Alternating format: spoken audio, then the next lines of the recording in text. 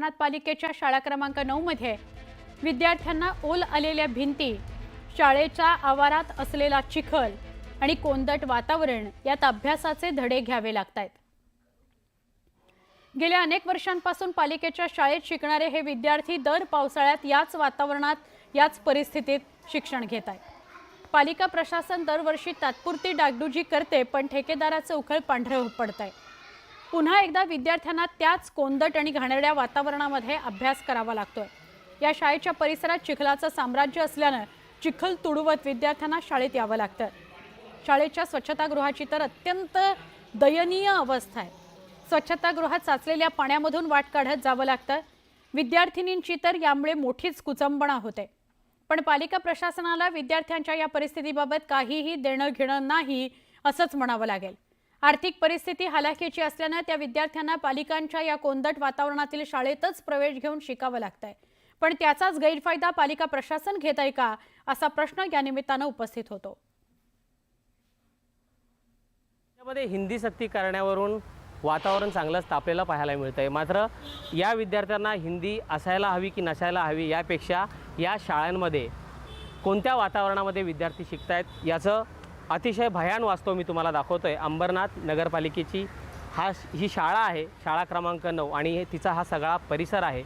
ज्या पालिकेचा 700 कोटीचं बजेट आहे, मात्र त्या नगरपालिकेच्या शाळांची अवस्था ही अशी आहे। तिथला परिसर चिखलमय सगळा हा परिसर आहे आणि या चिखलातून वाट काढत विद्यार्थ्यांना शाळेत यावं लागतं। आपण पाहू शकतो की विद्यार्थी आलेला आहे, त्यांचे पालक त्याला घेऊन आलेले आहेत आणि या चिखलातून वाट काढत तो सध्या आपल्या वर्गात चालला आहे। शाळेच्या परिसरामध्ये हा डोंगर पाहू शकतो आपण खडकांचा, तो तिथेच टाकला आहे। विद्यार्थ्यांना खेळण्यासाठी जागा नाही आहे, ती नसली तरी चालेल, मात्र शाळेच्या वर्गखोल्या अतिशय कोंदट वातावरणामध्ये आहेत। मी तुम्हाला घेऊन चाललो या शाळेमध्ये।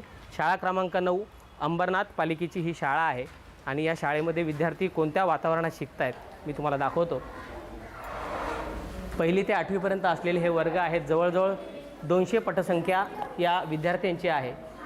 असा चिखल ज्या वर्गात ते बसलेत त्या वर्गामध्ये असलेला हा चिखल आहे। याच्यापेक्षा जास्त चिखल होता, मात्र प्रसारमाध्यमांनी बातम्या लावल्यानंतर या ठिकाणी साफसफाई केली गेली। अतिशय कोंदट असं हे वातावरण आहे। या शाळेच्या भिंती तुम्हाला दाखवतो। ह्या शाळेच्या भिंती त्यांना ओल आलेला आहे। बाजूलाच एक विकासाचं काम चालू आहे आणि तिथलं सगळं पाणी या शाळेमध्ये शिरतं। ओल आलेल्या भिंती आहेत। गुरंढोरं आपण गोठ्यामध्ये बांधतो त्या ठिकाणी देखील स्वच्छता असते, मात्र या आपल्या देशाचं भविष्य असलेल्या विद्यार्थ्यांना कोणत्या वातावरणात शिकावं लागतंय याचं हे भयान वास्तव आहे। अंबरनाथ पालिकेचं 700 कोटीचं बजेट आहे, मात्र या 700 कोटीच्या बजेटमध्ये शाळांसाठी पालिका काय खर्च करते आणि करत असेल तर तो खर्च जातो कुठे, असा सवाल या निमित्ताने उपस्थित होतो। हे सगळे विद्यार्थी आहेत, 1ली ते 8वीचे विद्यार्थी। एकूण 8 वर्गखोल्या या शाळांमध्ये आहेत। 10 कोटी रुपये नवीन शाळेसाठी पालिकेनं तरतूद केलेली आहे, मात्र या शैक्षणिक वर्षामध्ये ती शाळा पूर्ण न झाल्यामुळे या विद्यार्थ्यांना अशा कोंदट वातावरणामध्ये शिकावं लागतं। बेटा, तू आता ह्या शाळेत येते, चिखल आहे का शाळेमध्ये? हो, थोडं थोडं असतं, नाही नंतर नसतं। हां, आता पावसाळ्यामध्ये तुम्ही त्या चिखलातून येता रोज, मग त्रास होतो का? कपडे वगैरे खराब होतात तुमचे? तू काय सांगशील बेटा, चिखलातून आली का तू वर्गामध्ये? हां, आता चिखल आहे ना बाहेर, मग कपडे वगैरे घाण होतात? हो। चिखल आहे का? चिखल आहे बाहेर? हो। काय तुम्हाला मग कपडे वगैरे घाण होतात? हो। खेळायला वगैरे जागा आहे का? नाही आहे। तू काय सांगशील? चिखल वगैरे आहे शाळेत? हो। काय त्रास होतो मग चिखलामुळे? चिखलामुळे आम्हाला खेळायला नाही भेटत। हां। येत्या वेळेस कपडे घाण होतात आमचे। हां। अजून सर त्यांच्या गाड्या अडकतात चिखलांमध्ये। हां हां हां झालं। शाळेच्या तुमच्या भिंती ज्या आहेत त्या ओल्या झाल्यात, मग अशा परिस्थितीमध्ये तुम्ही शिकता?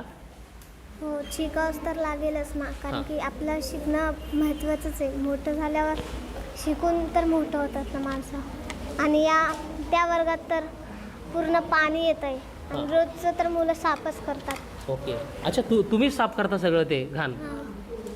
पहिले यायचे पण आता नाही येते। अच्छा, त्यांना पण चिखलामुळे घाण वाटते। मग तुमच्या बेटा तुम्ही ज्या ठिकाणी बाथरूमला वगैरे जाता तिथे पण खूप घाण आहे ना?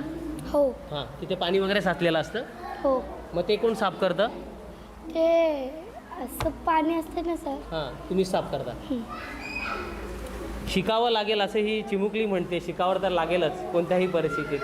म्हणजे अतिशय सरकारला एक चपराक आहे की कोणत्याही परिस्थितीत आम्हाला शिकायचं आहे. मात्र अनेक कोट्यावधी रुपये ज्या शाळांवर खर्च केले जातात, त्या शाळांची जर ही अशी अवस्था असेल तर हे पैसे कोणाच्या घशात जातात हे पाहणं तितकंच महत्त्वाचं आहे. गणेश मंजुळानंतर न्यूज 18 लोकमत, अंबरनाथ.